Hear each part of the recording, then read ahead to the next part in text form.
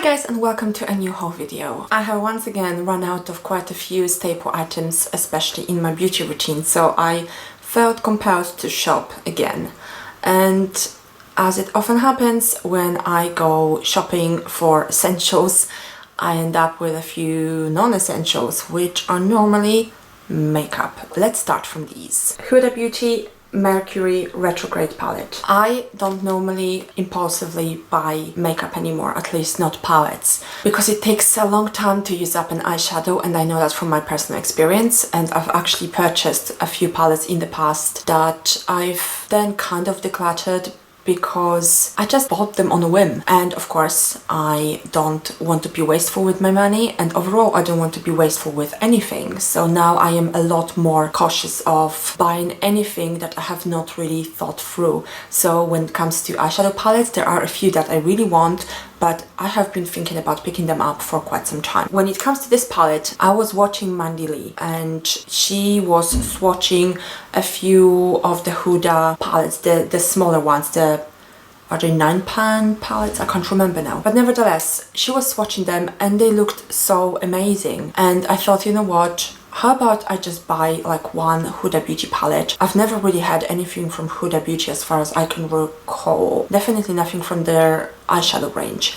So I thought this looks really pretty. The shade range is very versatile, and I also had some gift cards, so I was able to get it for a lot less money than the original cost. This is not a new palette. As I said, I in general just buy palettes when I thought my purchases through and know that I definitely want what I want to purchase. When it comes to this one, it was just a beautiful palette. I have read some reviews, I've seen some swatches, and I thought it would be a really nice addition to my collection, and also something that would allow me to test Huda Beauty. The one thing I have to say about this palette straight away is that I can't really open it very well. This is what happens when you have long nails, and I tend to break these all the time. Anyway, you have probably seen this palette, but even as I look at it now, it's just absolutely gorgeous. So these are the colors. As you can see, there's quite a versatile range of shades here, from blue, sparkling blue and pastel green, to literally just very neutral colors like light pink and some champagne gold. I was primarily interested in the shimmery colors. In general, my preference is for shimmery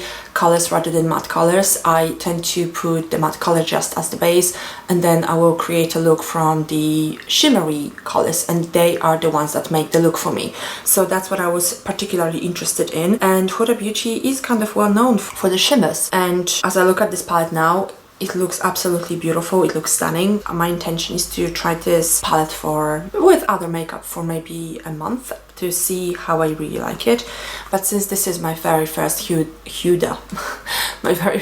Beauty purchase, I just really want to have a feel of the range and of their eyeshadows in particular, since they have some pretty popular eyeshadow palettes that have been highly praised, and I've not ever had a chance to test these. Overall, I don't actually have that much makeup this time round. It's mainly because I'm trying to be quite sensible with what I buy, since I already have so much makeup anyway. I have purchased this Clinique set. This is one of their older sets, and it was on sale, of course. And this actually contains... oh, I still have to open it, of course.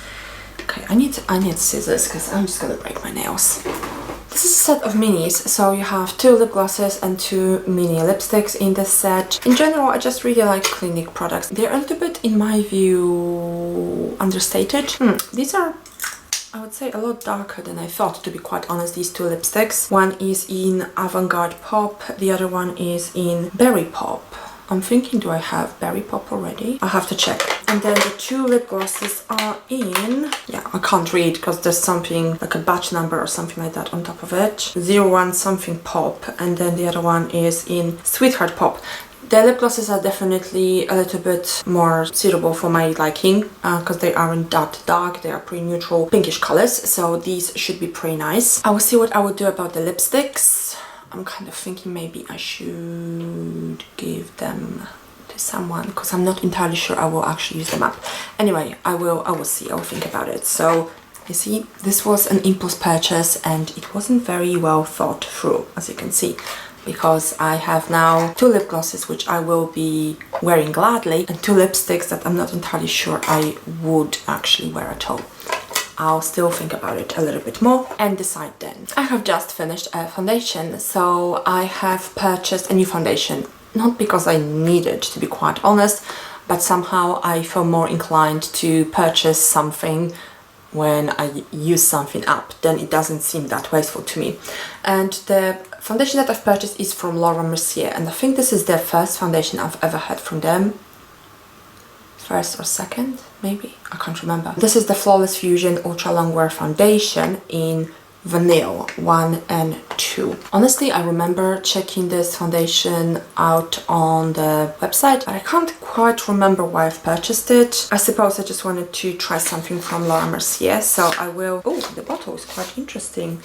It's got like leopard prints on it, on the cup. You can't really see it on the camera, you can barely see it from here. Is it leopard or zebra? I don't know. Anyway, the next item that I have is a mascara. This is the Shock Mascara Volume Effect for Seals.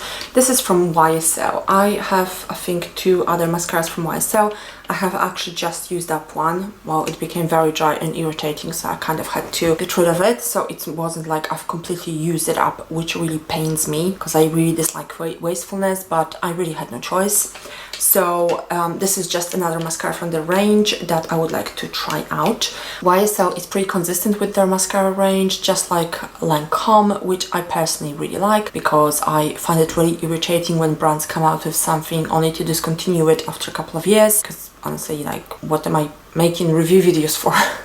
Unless something is really bad, then I can understand why someone would want to discontinue it. But other than that, I don't know, I think we're just kind of overwhelmed with new releases anyway. The next product is the Stila Baked Cheek Duo in Pink Glow. I got it on an offer, and again, this was a bit of an impulse purchase.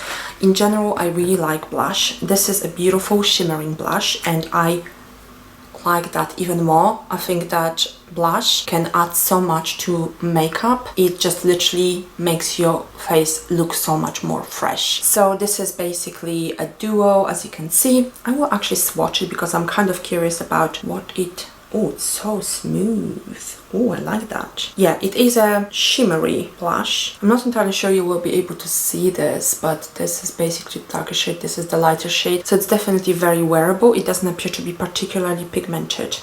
And I kind of like it. And the lighter shade could be a highlighter. So we will see. I will test it, of course, and I will see how I like it. But the shade is definitely very pretty. Honestly, I don't really have that much blush. Is that possible? That I don't have that much of something? Since I always do my manicure and pedicure at home, I have a pretty big collection of nail polishes. Not a huge collection, but I would say probably about 200 nail polishes. However, I know that I use them all, and I've used up a number of nail polishes over the past 12 months as well. So I've purchased a few new. I always buy them on offers. I'm not particularly fussy about brands, so it's a mix of higher end and also just drugstore. I've bought this set from OPI. This is Love OPI. There's 4 mini nail polishes.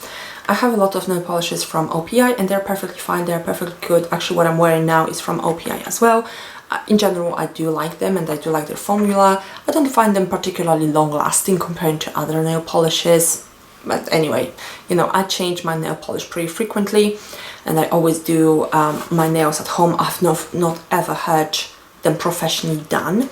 And this was on a discount on sale, so I've purchased these mini nail polishes. There are 3 like shimmery ones, well not 3, 2 shimmery ones, 1 red and 1 I think pretty dark navy. I think I've used up 2 navy nail polishes this past 12 months. I literally bought them because they were on a discount and the colors looked nice, but when it comes to nail polishes I can purchase them on a whim because I know that I will use them anyway. And 2 other nail polishes are from Barry M, so this is a drugstore brand. They are very inexpensive and they are shimmery, would I call them top coats? Maybe. So one of them is this purple color and this is in Fashion Icon 629 and the other one is in Diamond Glitter 630. They are top coats, but as far as I can see, pretty densely packed. I have learned that I really like doing glitter nail polish on my nails and that's what I've been doing lately. I have been using a peel-off base, so that allowed for the glitter nail polish to come off easily, and that actually encouraged me to buy more top coats, because I think that even with the most boring nail polish, when you add a sparkling top coat, you can actually make it into something pretty amazing. And I find painting my nails pretty therapeutic as well. I enjoy testing new nail polishes and new colors all the time. I'm surprised to say that I think this is it for like colored products, makeup and nail polish.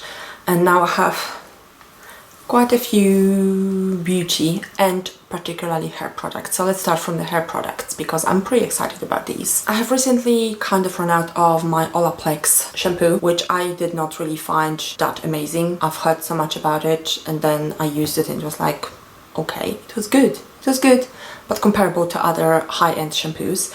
This time I've decided to try the Virtue shampoo. This is the recovery shampoo. So it says cleanse, replenishes and nourishes. So my hair is not particularly damaged, but it's naturally very frizzy, so it's very difficult for me to maintain it. And especially since I live in a pretty humid country, hair is like all the time. So I'm always looking for something that could possibly tame my frizz but also nourish my hair. And Virtue has been a pretty popular brand. It's pretty expensive as well. Oh my god, this shampoo was £36. Oh my, I just can't believe it.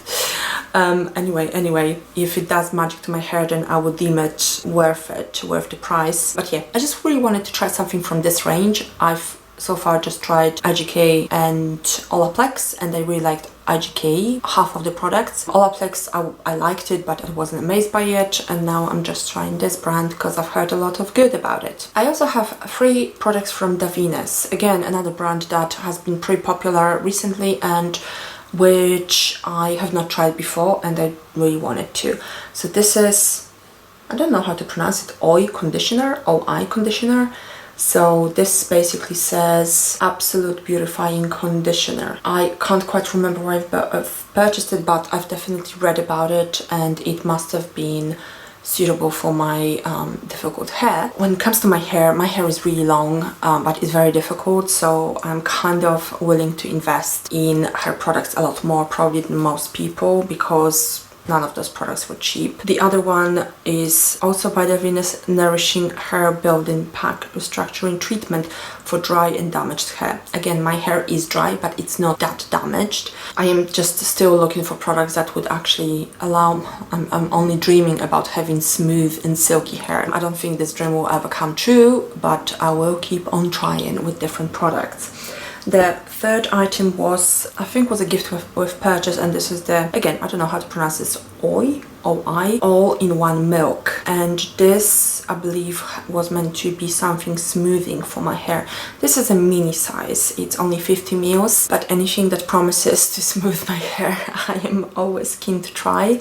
And this is a very popular product from what I've observed, so kind of thinking hopefully it is popular for a reason. Now moving on to skincare, I have 2 face washes. One is from Clarins, and this is the Gentle Foaming Cleanser. In general, I know that probably foaming cleansers are not the best for your skin, but in general I just prefer these over like non-foaming ones, mainly because I use oils and balms to remove my makeup, and they are pretty thick and greasy, so I do need something that can handle that and remove it off my face afterwards. So this is my second cleanse. The other one that I have is by Philosophy, and this is the Micro Delivery Exfoliating Facial Wash. I got it on offer. I'm not that fussy about facial cleanses as long as they don't irritate me and are gentle enough not to strip my face completely. And I'm not entirely sure if I really believe in exfoliating facial wash. I'm not entirely sure how it actually exfoliates, whether it's kind of like a scrub or whether it's something like enzymes that is meant to exfoliate. But I did like some of the products from Philosophy that I've had over the past few years, so I thought, you know what, the price is right. It's a big bottle, so at least I'm not going to run out that quickly. It's literally almost twice the size of the Clarins one. One will be probably for morning, one will be for evening. Not that it's necessary to have 2, but I kind of got used to having 2. As I've previously mentioned, there are some kind of essentials, at least what I deem an essential, that I've purchased. One of them is the Energizing Mist Toner with Vitamin C by Trilogy. And I've recently been pretty strict about my vitamin C routine. Most of the products that I put on my face in the morning, they do contain some form of vitamin C. And I have also learned, not recently but quite a while back, that if your skin is a little bit damp when you apply beauty products, then they are absorbed deeper in the skin. So I thought I might as well just use this as a first step and then apply the rest of my vitamin C products on top of it. That's the plan. I don't know how it's gonna work. And this contains vitamin C, and I couldn't actually find very many mists or toners or anything like that with vitamin C. Hence, when I saw this one, I got it. Another vitamin C product is the C Firma Day Serum by Drunk Elephant. I've had a few products from Drunk Elephant. I did like them, but I wasn't amazed by them. Perhaps you have to use the same product for maybe a number of years to really see if it's working, but I did need vitamin C serum. The one I'm using now is from The Ordinary.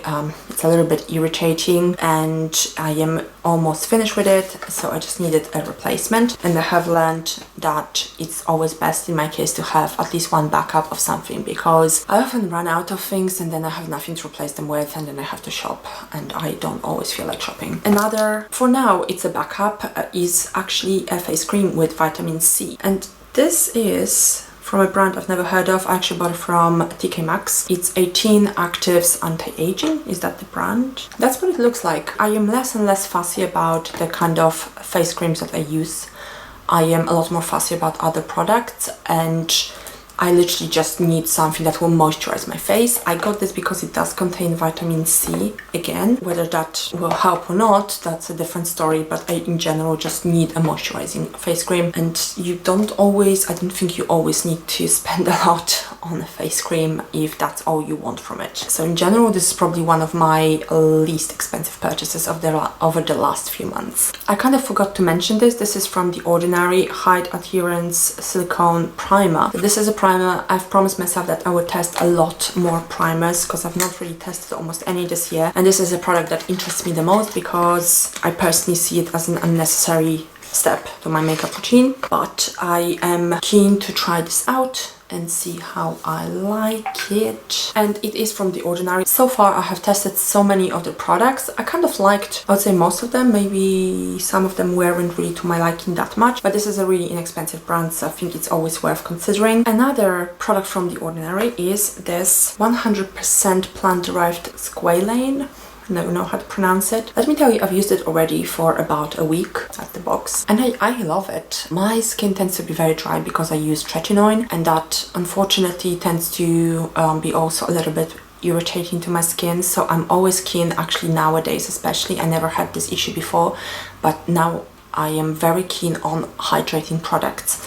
And this really helps to such extent that actually I am using it both in the morning and in the evening, and I don't normally do that with products, but I find it necessary and it definitely helps. It relieves dryness. So given the fact that this is a really inexpensive product and it's been so helpful to me lately, I can probably already highly recommend it if you are struggling with dryness. Since we were talking about The Ordinary, let's move to the Inky List, and I have 3 products from the Inky List. One of them is the Q10 serum.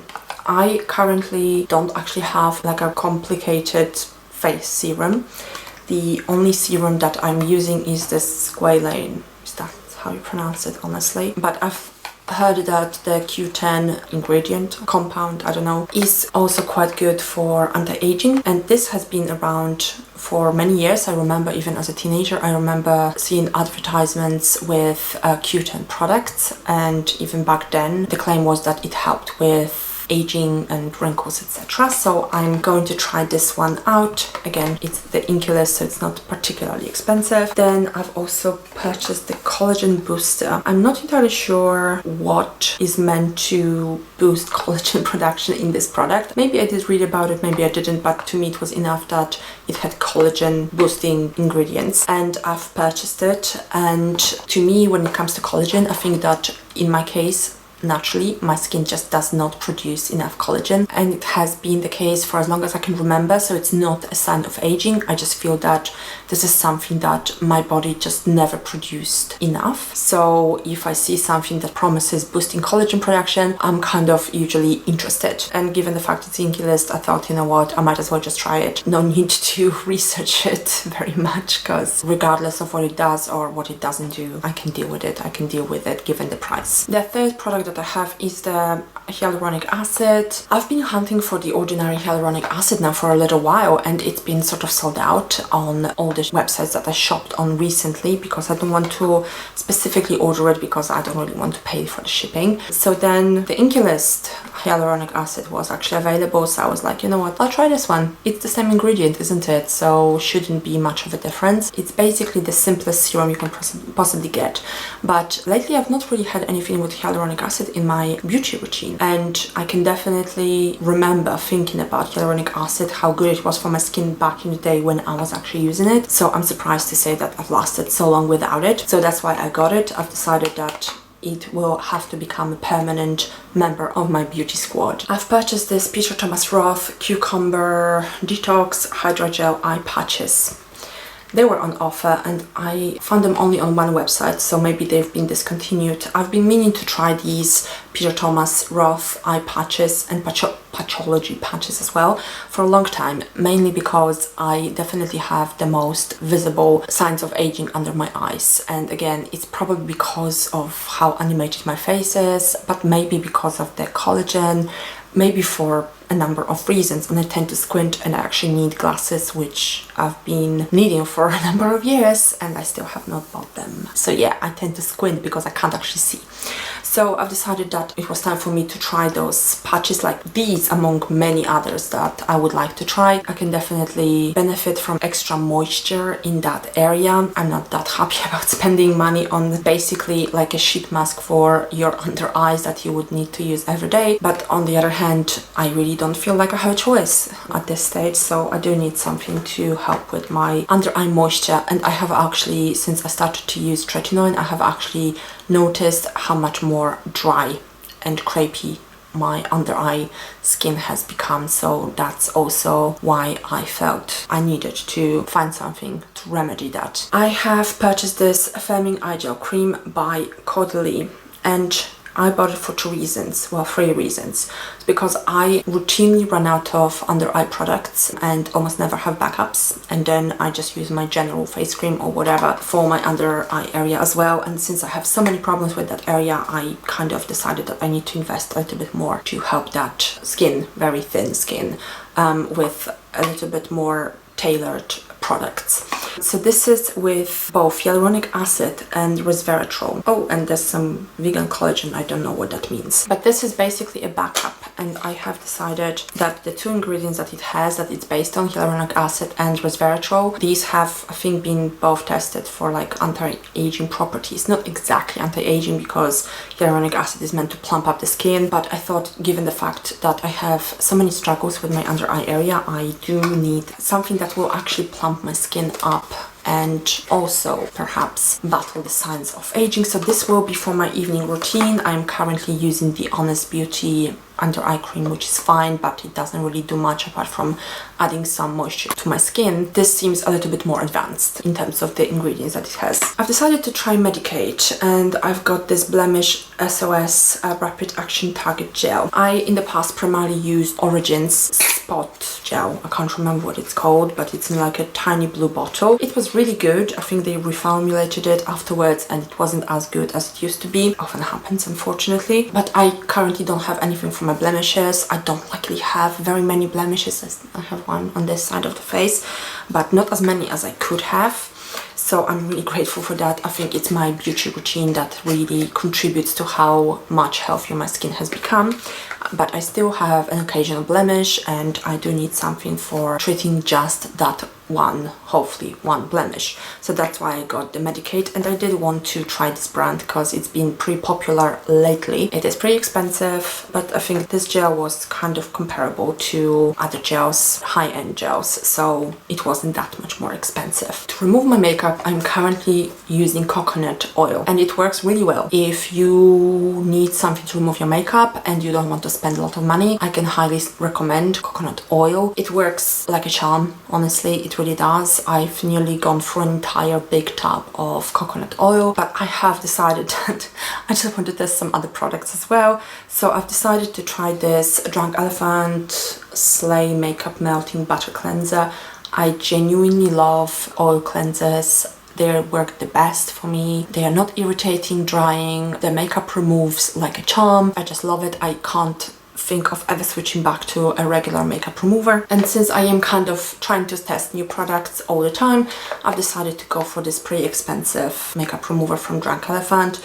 No regrets there. It's a big tab, so hopefully it will last me a little while, but you can definitely get something cheaper if you don't care. I care because I just want to try it, that's why. I finally decided to get castor oil. Now, I got it from Cult Beauty because I was purchasing something from them and I needed a few extra pounds to get to free delivery, and I've been meaning to buy castor oil for a long time. I really want to try it on my eyelashes and on my eyebrows and see if that might help. And the reason for that is the product that I want to mention next, which is Revitalash Revitalosh Advanced. This is a really expensive product. I've been using it now for a long time, not very long, but I'd say probably at least a year. Super expensive. Did it help? I think it helped a little bit, but it did help so much that it's worth the price. I am not too sure. I will continue using it for the time being, but I am kind of thinking about discontinuing it completely.